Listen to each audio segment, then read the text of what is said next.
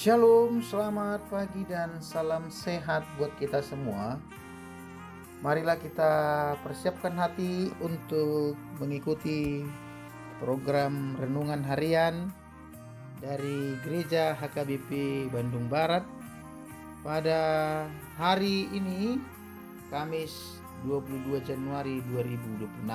Terlebih dahulu kita berdoa, kasih karunia dari Tuhan Allah kita dan dalam Yesus Kristus yang memberkati hati dan pikiranmu semua. Amin. Firman Tuhan pada hari ini ditetapkan dari 2 Korintus pasal 1 ayat 3 sampai 4. Demikian firman Tuhan tertulis di sana.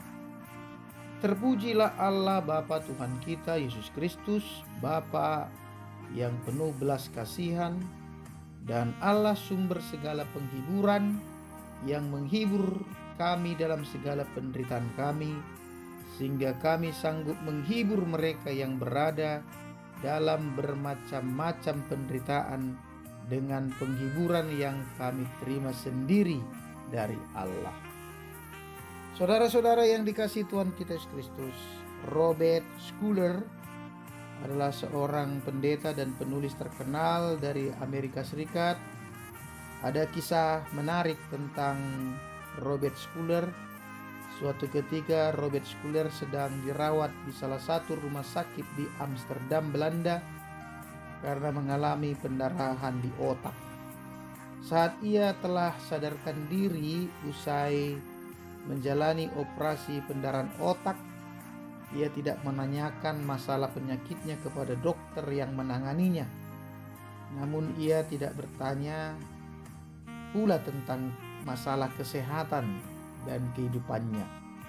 Justru ia malah menjulurkan tangannya lalu mulai mendoakan dokter tersebut, mendoakan kesehatannya, keluarganya, dan juga pekerjaannya. Luar biasa memang. Di tengah-tengah penderitaannya yang sangat berat, Schuller masih ingat untuk mendoakan orang lain. Ia masih peduli kepada orang lain. Kisah Schuller ini mengingatkan kita pada kisah Rasul Paulus. Ketika Rasul Paulus menuliskan suratnya kepada jemaat di Filipi, ia pun sebenarnya sedang berada di dalam penjara karena memberitakan kabar baik. Tentu keadaan di dalam penjara sangat memprihatinkan, terlebih lagi pada zaman dahulu. Namun Paulus tidak berada dalam kesedihan yang mendalam atau mengasihani dirinya sendiri. Sebaliknya, ia justru menguatkan jemaat dengan mendorong mereka untuk tetap bersukacita. Seharusnya jemaatlah yang menguatkan dan menghibur Paulus agar ia tetap tegar menghadapi hukumannya di penjara dan agar tetap bertekun bersukacita di dalam Tuhan. Namun justru sebaliknya yang terjadi. Rasul Paulus yang menguatkan dan menghibur jemaat dengan mengingatkan mereka agar tetap bersukacita di dalam Tuhan. Bagi Paulus, pergumulan hidup yang dialaminya tidak seharusnya membuatnya lupa untuk menghibur, lupa untuk menguatkan orang lain, dan lupa untuk memperdulikan orang lain. Dalam hidup ini, kadangkala kita tidak bisa menghindari berbagai pergumulan hidup. Ada masa-masa ketika kita merasa kehilangan semangat, kehilangan pegangan, merasa sedih, atau bahkan sedang berada di dalam ambang keputusasaan. Di saat seperti itulah kita sangat membutuhkan penghiburan, membutuhkan penguatan. Beruntunglah kita mempunyai Tuhan, Sang Penghibur sejati, Sang Pemberi kekuatan sejati. Tuhan tidak sama dengan manusia yang memberikan penghiburannya, memberikan keberadaannya dalam batas-batas tertentu.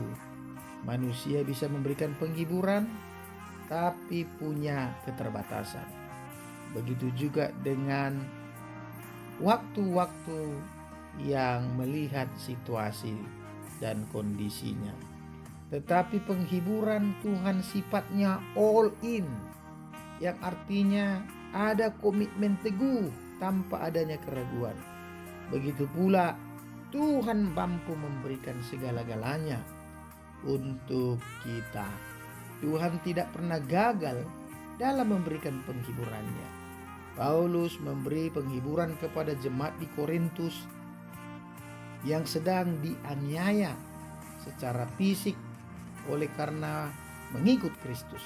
Paulus memakai pengalamannya sendiri untuk memberikan penguatan dan penghiburan, karena ia sudah terlebih dahulu mengalami penderitaan itu dan ternyata sanggup melewatinya karena penghiburan dari Tuhan.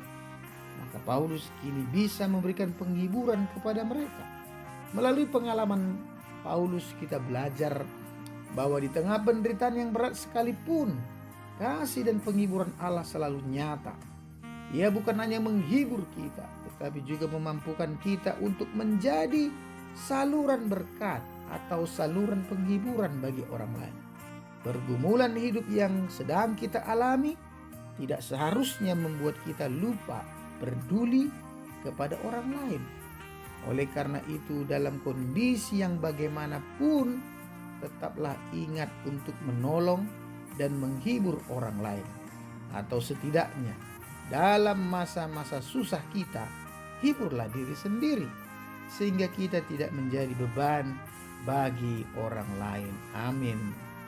Bapa Surgawi, di masa kesusahan kami, mampukan kami untuk menghibur dan menguatkan orang lain yang juga sedang mengalami kesulitan.